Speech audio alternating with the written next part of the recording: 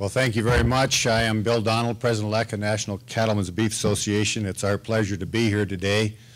And I will go first because, and Steve will follow because B precedes S in BS. I'm a cow-calf rancher from south central Montana. I'm a rancher.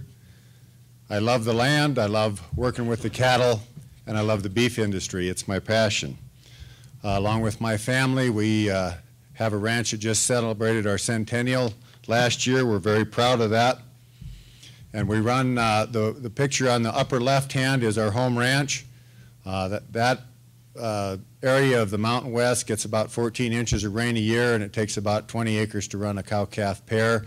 On the upper right, that's a ranch that we lease in Cody, Wyoming, and it is high desert country. Takes about 100 acres of land, acres to run a cow, and it gets about 6 inches of rain a year. That lower right-hand picture, those are not Charolais cows, those are Angus cows after they spent the night in a blizzard. And as you can see, it's not always a hospitable climate, but cattle adapt to it and not only survive in it, but they thrive in it. I noticed something as I was sitting through this. I'm the only guy that hasn't had an accent. even including Bill, he's got that Montana thing going, you know. So those of you that have trouble with hearing, as I do, you'll be able to understand most of what I'm about to say. So that will be good.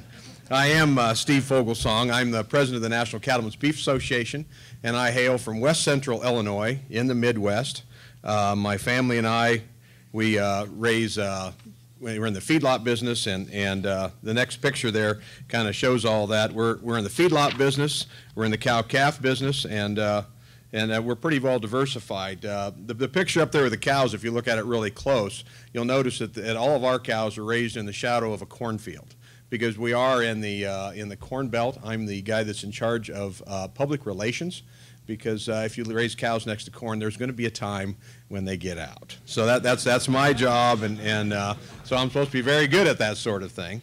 The other thing that you'll notice there, we run a backgrounding operation. There's some calves there in that picture. You know, it's got the hay. When we get calves in, typically out of the southeast, you know, we start them there, and then they wind up in our feed yard there, and then we consider ourselves to be a model of sustainability.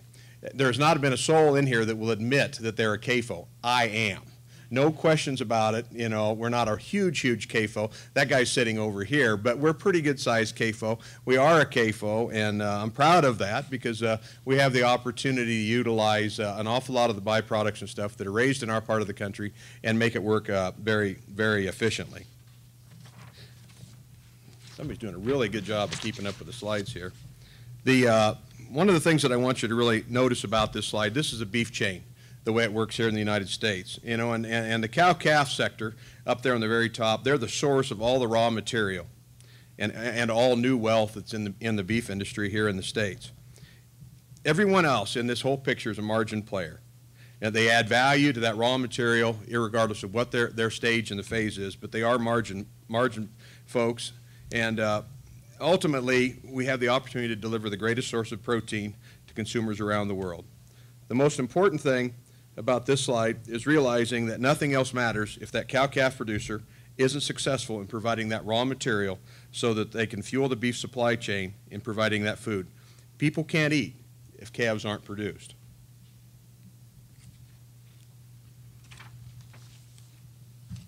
Cattle are raised everywhere in this country. From where Bill lives to where we live, it doesn't make any difference. I mean, they're every place. Bill was talking earlier, you know, about how it takes 100 acres to run cows up there. At our place, it takes 1 acre. And the difference is the availability of nutrients and the fact that we get 50 inches of rainfall where we live. If you get down into Florida and some of those kinds of places, water becomes yet another issue. And there'll be folks here at this meeting that'll talk about that. But the diversity in geography lends to many unique and best practices that are applied by cattle producers, and those practices are as unique as the 800,000 folks who run America's cattle farms and ranches.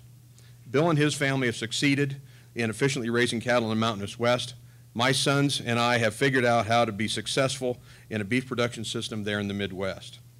One thing that I have noticed in my travels all around the world at different operations is that farmers and ranchers, regardless of where they live, have figured out how to make cows work in their environment.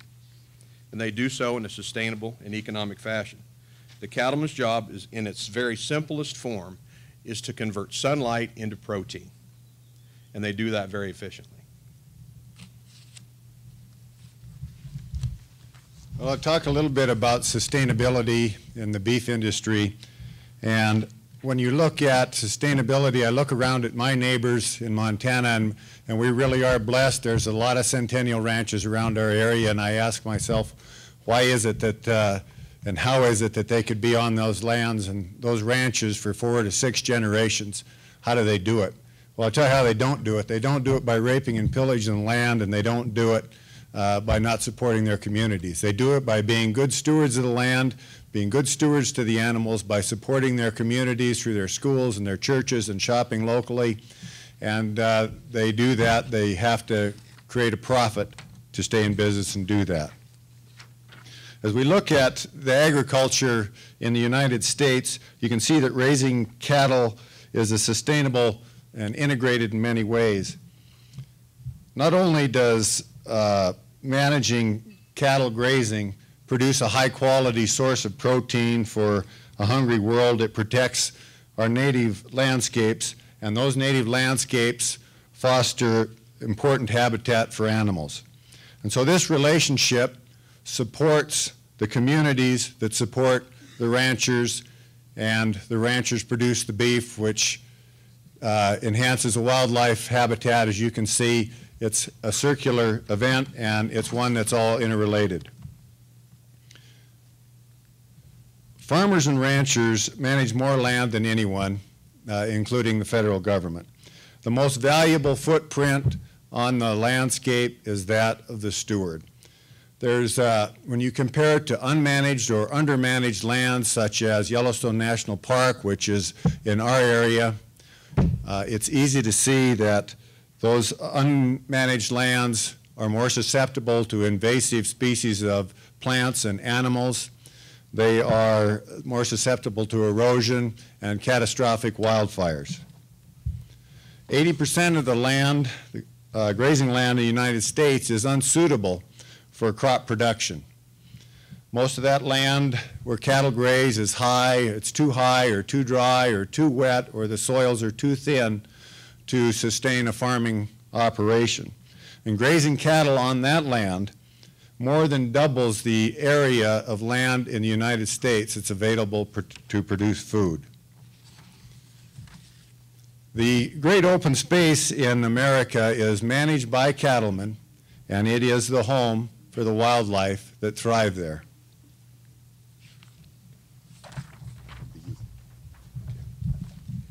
Cattlemen efficiently use resources and inputs to economically produce beef to feed a hungry world and consumers worldwide.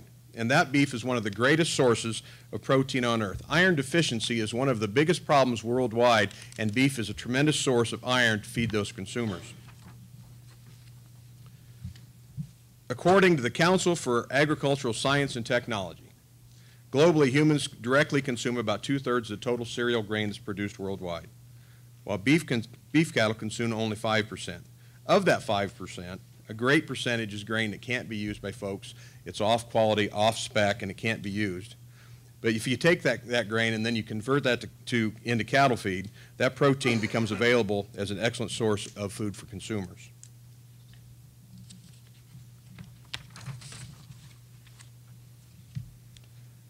I really like this slide because it looks really good to us. Because this slide depicts all of livestock. And that's everything. That's including dairy, swine, sheep, and poultry. Now, everybody knows about the situation about burping chickens.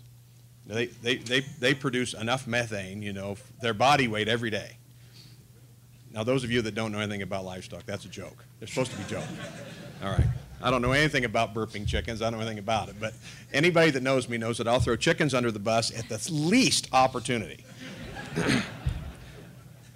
What I do know is that there is a cost associated with every activity that we as humans on the earth do. and 3% for producing food doesn't appear to me to be too great a cost. The beef industry contributes roughly $220 billion annually to the U.S. economy. That is an important profit component of sustainability. 97% of the ranches in the United States are family-owned. 75% of those have been in business for more than a generation, and 66% of those will be passed on to the next generation. Steve and I are examples of that in our operations, ranching with our kids.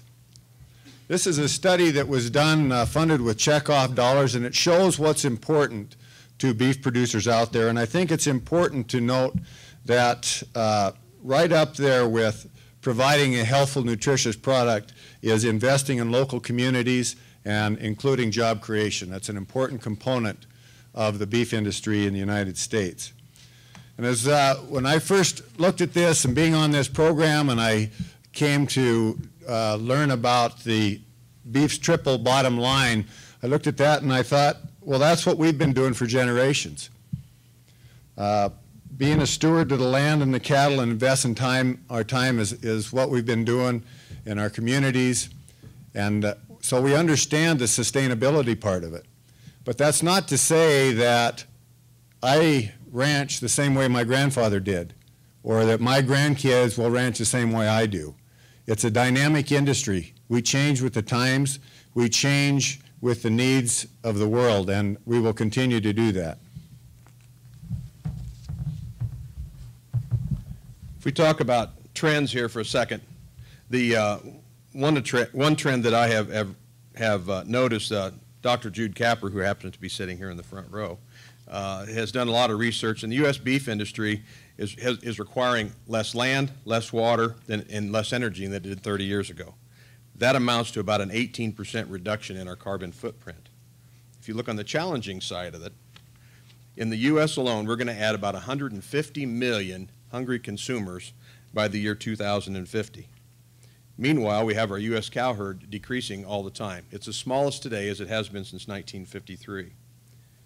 Considering the vast geographical differences of where cattle are raised, the best practices applied to raising them are as unique as most of the 800,000 folks who run those American cattle farms and ranches.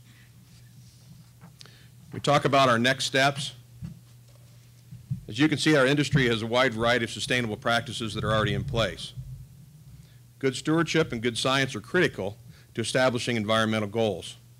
Farmers and rancher leaders back here in the United States in September committed a bunch of our beef checkoff dollars to starting the first phase of a life cycle assessment program. That life cycle assessment is a well-known, accepted method for collecting the data and will lay the foundation for setting and achieving our environmental goals. Here in the United States, we farmers and ranchers have identified the need to provide consumers with the knowledge that we're producing beef in an environmentally sound and efficient way, and we look forward to working to validate those things through this life cycle assessment. Thank you very much.